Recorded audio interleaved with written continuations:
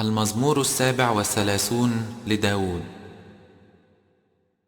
لا تغر من الأشرار ولا تحسد عمال الإثم، فإنهم مثل الحشيش سريعا يقطعون، ومثل العشب الأخضر يذبلون. اتكل على الرب وافعل الخير، اسكن الأرض وارعى الأمانة، وتلذذ بالرب فيعطيك سؤل قلبك.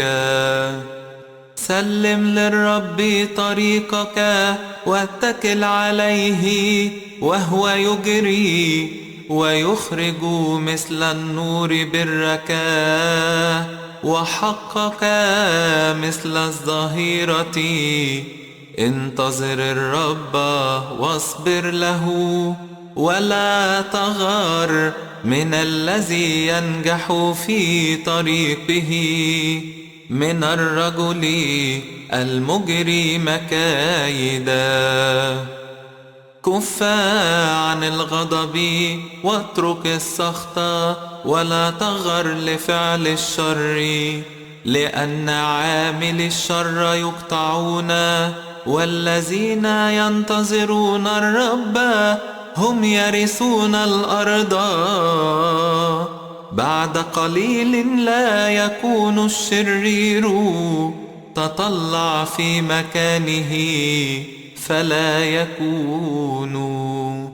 أما الودعاء فيرثون الأرض، ويتلذذون في كثرة السلامة. الشرير يتفكر ضد الصديق، ويحرق عليه أسنانه. الرب يضحك به، لأنه رأى أن يومه آت. الأشرار قد سلوا السيف ومدوا قوسهم، لرمي المسكين والفقير، لقتل المستقيم طريقهم. سيفهم يدخل في قلبهم، وقصيهم تنكسر. القليل الذي للصديق خير من ثروة أشرار كثيرين، لأن سواعد الأشرار تنكسر، وعاضد الصديقين الرب. الرب عارف أيام الكملة، وميراثهم إلى الأبد يكون.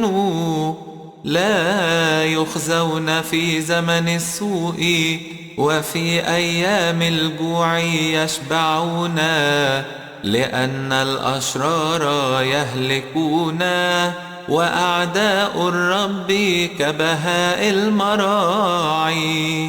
فنوا كالدخان فنوا، الشرير يستقرض ولا يفي، أما الصديق فيترأف ويعطي. لأن المباركين منه يرثون الأرض، والملعونين منه يقطعون. من قبل الرب تتثبت خطوات الإنسان، وفي طريقه يصر. إذا سقط لا ينطرح، لأن الرب مسند يده. أيضا كنت فتى وقد شخت، ولم أرى صديقا تخلي عنه، ولا ذرية له تلتمس خبزا. اليوم كله يترأف ويقرض، ونسله للبركة.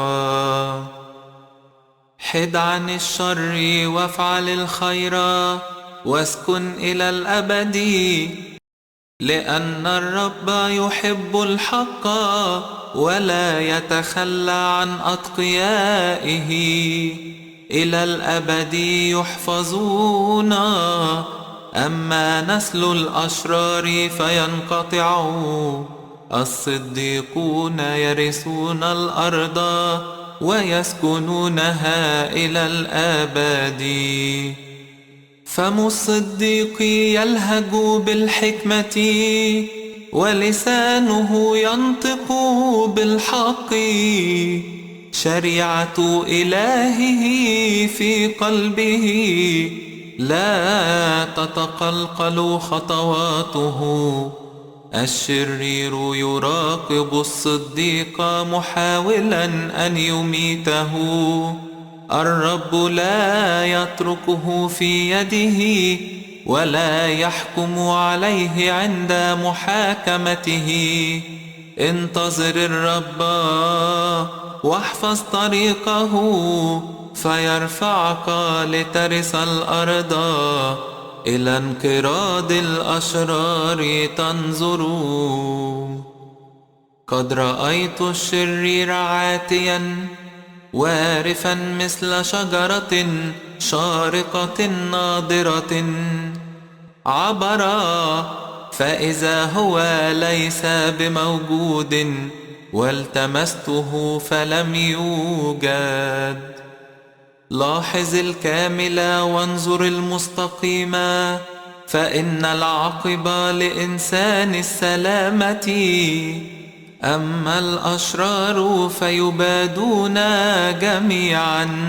عاقب الأشرار ينقطع.